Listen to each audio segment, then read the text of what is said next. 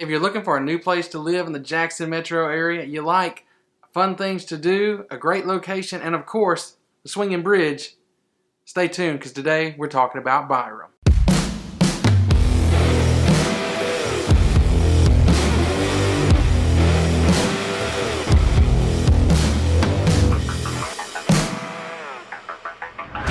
What's up, everybody? My name is Jared Laster. I'm a realtor with Keller Williams right here in the Jackson, Mississippi metro area. And if you're new to the channel, you want to know all there is to know about moving to and living in Jackson, Mississippi, and the surrounding area, you need to get down, hit that subscribe button, click the bell. You'll get notified every time we make a new video. And we're going to be making videos about the different suburbs you can live in, things to do, things to see, all that kind of stuff.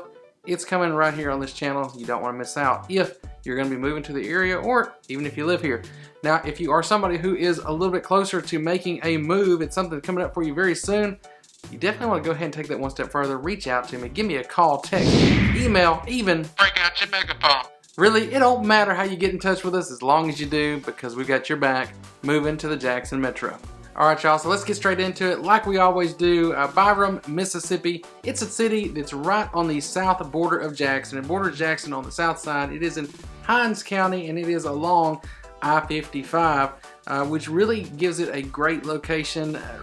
You can go pretty much anywhere, wherever you want to go, right there along I-55. You jump on that, you can be downtown in about 15 minutes. You could be on up in Ridgeland, Madison if you want to in about 25 or so minutes. It's easy to get there, and of course you can get on I-20 from 55 and go east and west. It's easy to go wherever you want to within the metro area. And of course, if you want to go south, you just head straight south. It'll take you all the way to New Orleans. You can go north and go all the way to Memphis and beyond. It's a great convenient location. It's nice, easy situated right there along the interstate for pretty much wherever you want to go. And in addition to I-55 making it easy for you to get where you want to go, they're also building the Clinton-Byram Parkway right now, which will connect Clinton directly to Byram via that parkway. It's not completed yet. They are working on some parts of it are done, but not all of it yet. Once that's done, though, it's just going to get even better in Byram. If you want to go to Clinton or anywhere to the west along I-20, you can get there a little quicker going that way. Now that you know where Byram is, what can you do there? Well, there's quite a few things you can do in Byram, and they're going to be more unique than what you find. We usually talk about more shopping and golfing and things like that. And you can find that in several areas around the metro area. But there are some things in Byram that you can see and do there that you won't find in those other places. We couldn't do a video about Byram. I don't think it's legal to do anything about Byram without mentioning the swinging bridge. That's what Byram is kind of, known for. And they put it on all their signs. You can see it pretty much everywhere. You go in Byram, you're going to see pictures of the swinging bridge, whether you go to the actual bridge or not. But the bridge itself is there. It was built back in 1905.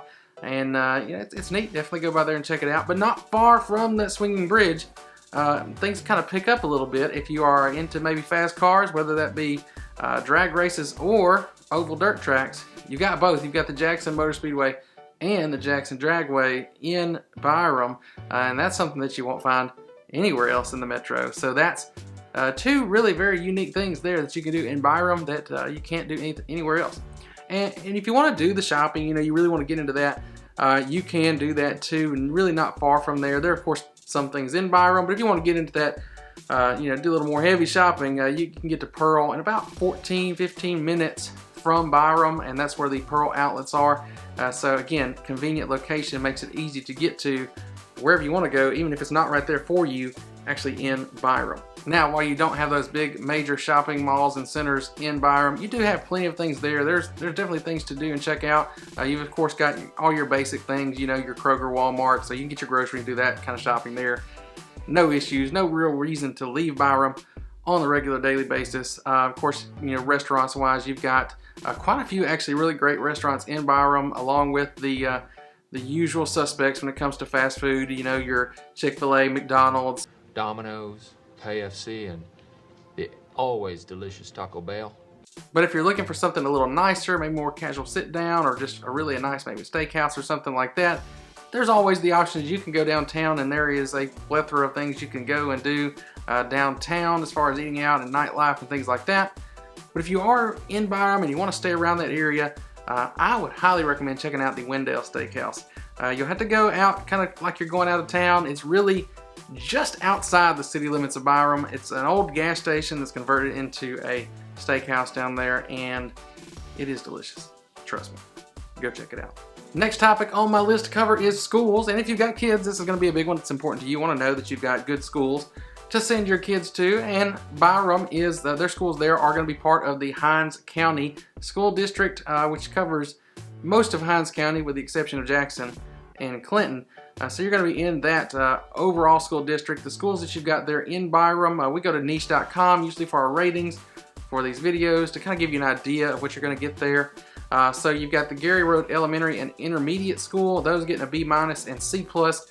So, you know, you're not really in the top of the area, but you're still getting pretty respectable ratings there. I don't hear any bad things here personally living here locally, so no horror stories or anything like that.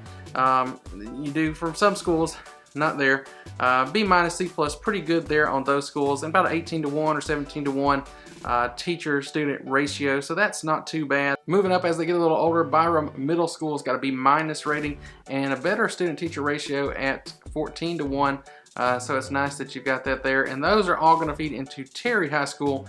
Now Terry technically is not in Byram. Terry is a town a little farther south of Byram, but the school system, like I said, it's all part of Hinds County, so they work together. The kids there, once they get out of Byram Middle School, they're going to be heading to Terry High School, which it's got a C- rating. It's a big school with 1,200 students, 18-to-1 ratio again there for student teacher. And you know, as a C- rating, it maybe is not looking that good on paper, especially looking at niche.com, but if you get on there, you can actually see reviews from students, and some of them even said, you know, it's underrated, and that's what I've heard. I've had some friends that actually taught at Terry High School, and they said really, you know, the school is not bad at all. It's actually really good. They've got a lot of programs that you can get, you know, AP programs, gifted programs, things like that, all different sports. My friend was actually the girls soccer coach there, so they've got girls soccer for sure if you want to do that.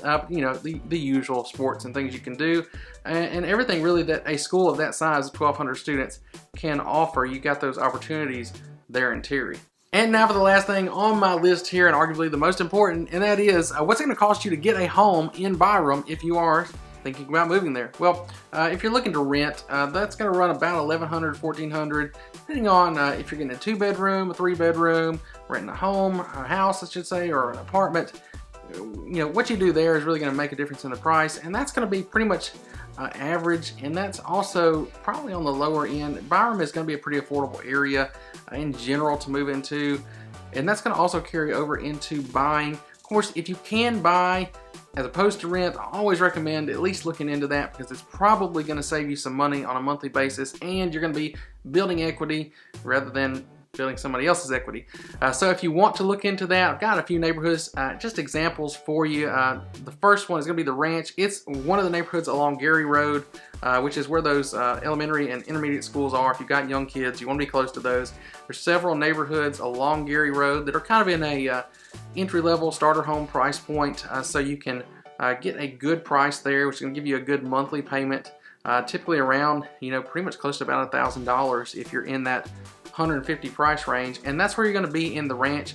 The Ranch built from about 1999 to 2004, and same thing for most of those neighborhoods along there. And they're running about 1,300 to 2,000 square feet, and so that's going to give you a pretty good range on price as well, just because of the different sizes. You know, and that's anywhere from about 130,000 on up to about 180,000. So there's a pretty good range. You know, you can probably find what you want there in the Ranch, and they're pretty nice homes. I've actually got a client right now buying one in there, so it's definitely a good neighborhood to look into if you can find a home there. It is a difficult price point to get into right now, just because there's not much available on the market, and that's not really just Byram, that's anywhere in the whole area. If it's a good house and it's in that price point, it's going to sell. So you definitely want to jump on that if you see something there that you like. Moving on, if you need a little bit more space to spread out, or you want to maybe move up from that starter home, you might want to look into Barrington, which is a gated neighborhood, which makes it nice there in Byram, and it is about 1,800 to 2,700 square feet. The homes in there are going to range, and running from about 2000 to 2008 is when most of them were built, except for some of the new construction that just recently went up there in the last year or two. So if you want new construction, you can find that in there as well, which is really nice. There's not really you know, any old homes. Everything in there is kept up pretty well. As you can see driving through there, you know, it looks like and is a pretty nice neighborhood to be in. And overall, the prices to get into that neighborhood, about $200,000 to $270,000, with those new construction homes starting around that $250,000 price point, which again, it's nice that you can get into a new construction home in an established neighborhood like that. There in Byram, close to pretty much everything. And for my last neighborhood example, if you want a little more space, maybe inside and outside of your home, you might want to look at Byramdale. Byramdale is going to run about 3,000 square feet and up in most of the homes in that neighborhood, and they're sitting on acreage lots, you know, at least an acre, acre and a half for all the homes there in Byramdale. And those built in, you know, from about the early 2000s and up, running from about 300 to 400,000.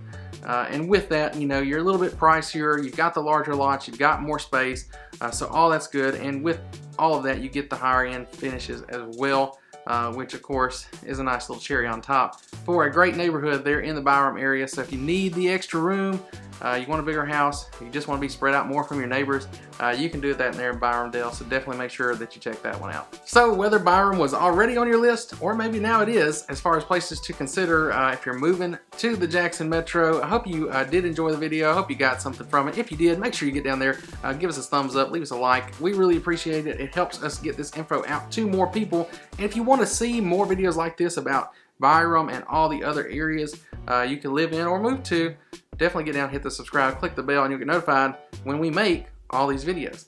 And if you're somebody who is a little bit closer to actually making that move, you're going to be getting here pretty soon, or you kind of have a definite timeline when you need to be here, you need to take that just one step further. Go ahead, reach out to us, give us a call, text, email, or even break out your megaphone. Like I've said before, it really don't matter how you get in touch with us, just as long as you do, because we've got your back moving to the Jackson Metro. Thank y'all for watching this one.